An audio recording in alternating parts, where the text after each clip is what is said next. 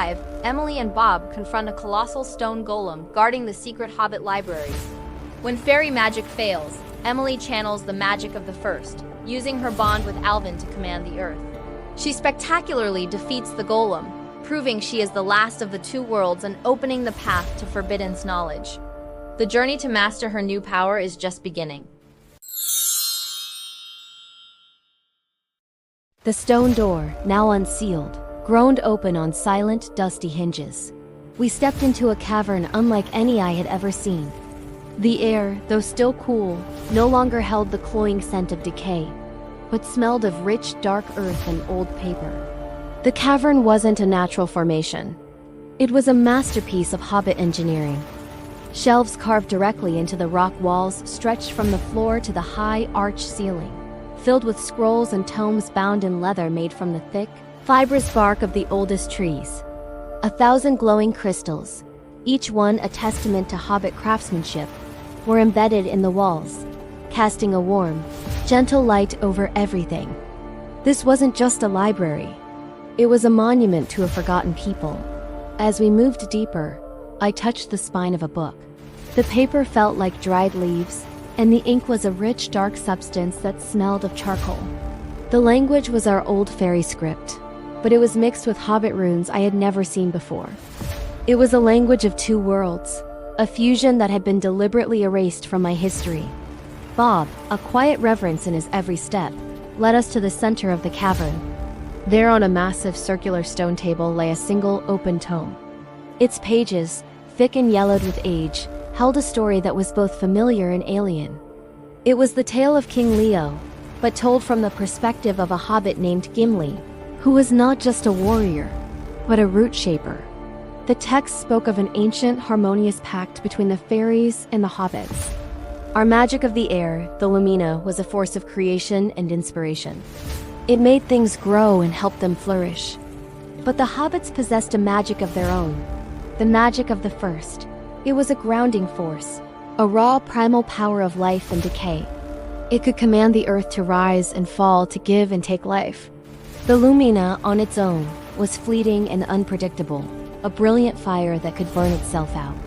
The magic of the First, however, was an eternal ember, a slow-burning power that needed to be shaped and guided. Together, they were the perfect balance. The book revealed the truth of the Great War. King Leo's sword didn't just sing with our ancestors' power. It was forged from the earth by the root shapers and infused with a secret part of the Lumina. The final wave of golden magic that defeated Morlock was not his alone. It was a symbiotic spell, a beautiful, devastating fusion of air and earth. King Leo provided the light and the direction, but it was the root shaper Gimli who provided the raw, unyielding power of the earth to imprison Morlock. He didn't just cast the Demon King into an abyss. He used the magic of the First to shape and seal it, a prison of pure, living rock, a perfect, inescapable cage. And then the truth, the bitter, devastating truth, was laid bare. After the victory, the Fairy Parliament in their arrogance claimed all the credit. They rewrote history, erasing the Hobbits' contribution. They took the Hobbits' magic for granted, using it to sustain the Lumina and the kingdom without giving anything in return. The Hobbits, in their quiet loyalty, let them.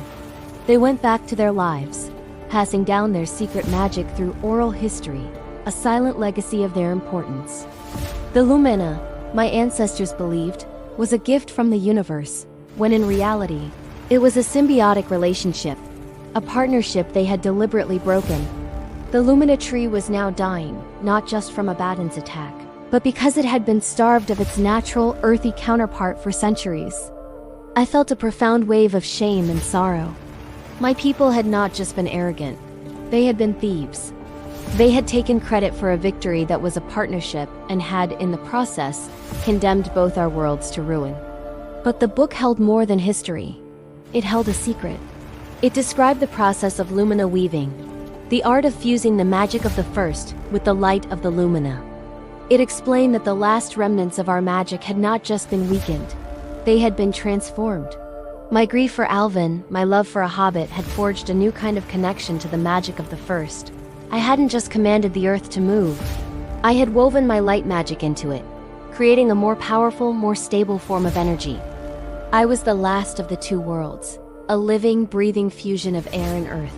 The prophecy, Fiona whispered, her voice filled with newfound respect. It wasn't about a hero. It was about you. It's about a princess and a hobbit, just like King Leo and Gimli. Bob's eyes were filled with a fierce determination. So we can't just fix the Lumina tree, can we? We have to rebuild it. The right way. The book had a final, chilling inscription.